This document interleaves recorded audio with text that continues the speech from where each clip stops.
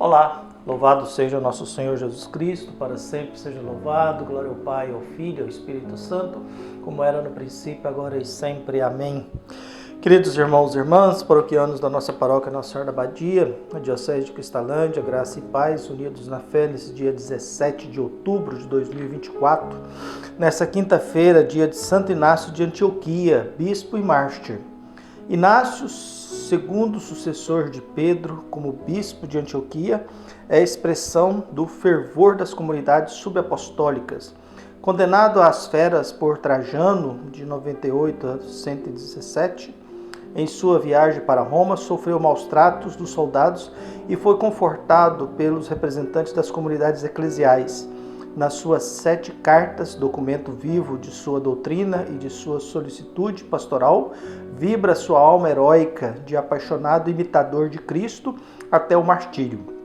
É testemunha de uma igreja centrada na Eucaristia, que em torno do bispo e de seus presbíteros formam como que uma sinfonia de unidade e concórdia. Sua memória é celebrada pelos sírios aos 17 de outubro, dia em que é recordado como num breviário no fim do século IV.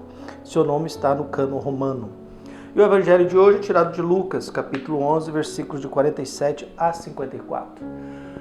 O Senhor esteja convosco, Ele está no meio de nós. Proclamação do Evangelho de Jesus Cristo segundo Lucas.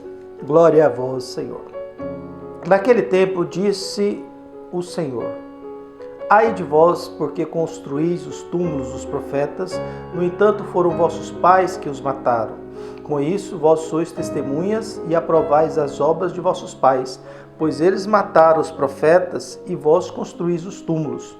É por isso que a sabedoria de Deus afirmou: Eu lhes enviarei profetas e apóstolos, e eles matarão e perseguirão uns deles, a fim de que se peçam conta a esta geração do sangue de todos os profetas, derramado desde a criação do mundo, desde o sangue de Abel até o sangue de Zacarias, que foi morto entre o altar e o santuário. Sim, eu vos digo, será pedidas contas disso a esta geração. Ai de vós, mestres da lei, porque tomastes a chave da ciência, vós mesmos não entrastes e ainda impedistes os que queriam entrar. Quando Jesus saiu daí, os mestres da lei e os fariseus começaram a tratá-lo mal e a provocá-lo entre muitos pontos. Armavam ciladas para pegá-lo em surpresa, por qualquer palavra que saísse de sua boca. Palavra da salvação. Glória a vós, Senhor. Muito bem, caros irmãos e irmãs, unidos na fé, atentos a esse Evangelho de Jesus. O mundo religioso sempre teve gente críticos da religião. Os profetas eram enviados por Deus, que tinha a missão de alertar o povo sobre a perca da liberdade, e eram muito críticos a respeito da religião.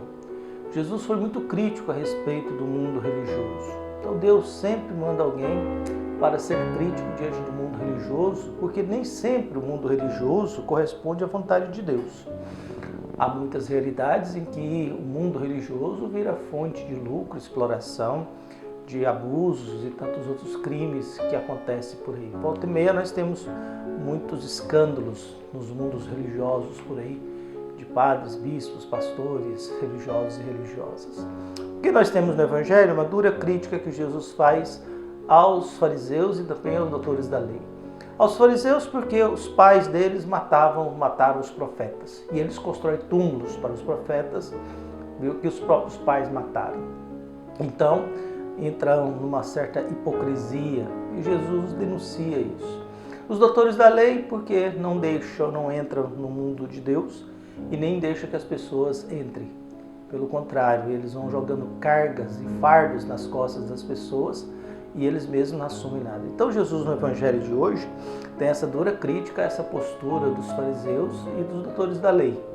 Os fariseus pela hipocrisia, pela falsidade, pela aproveitar da fama dos profetas ao mesmo tempo que seus pais os mandaram matar, e dos doutores da lei que manipulam a Sagrada Escritura ao seu bel prazer, que coloca fortes e pesadas cargas nas costas das pessoas e eles mesmos não fazem nada.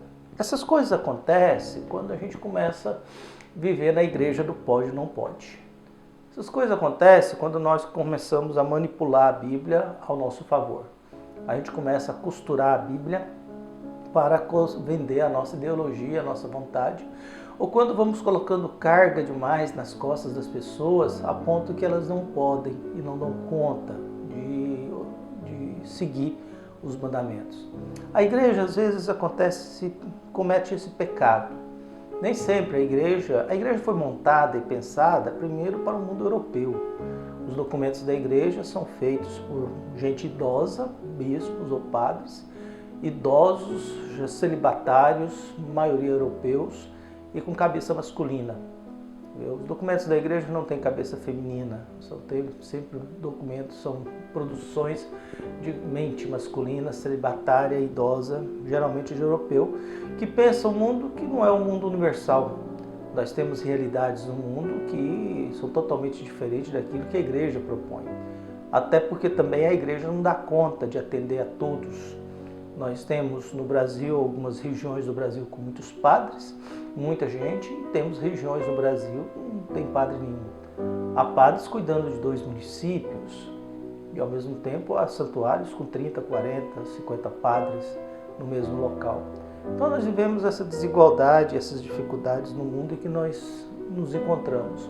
E é preciso a gente ser crítico, porque às vezes nós podemos entrar na hipocrisia dos fariseus, a gente cobrar das pessoas aquilo que a gente não pode oferecer, a gente exigir das pessoas que ela tenha algo que nós não podemos oferecer, e em outros momentos a gente pode enganar, iludir as pessoas e até dificultar a vida delas para que elas pudessem conhecer um pouco mais a palavra de Deus, um pouco mais a vontade de Deus.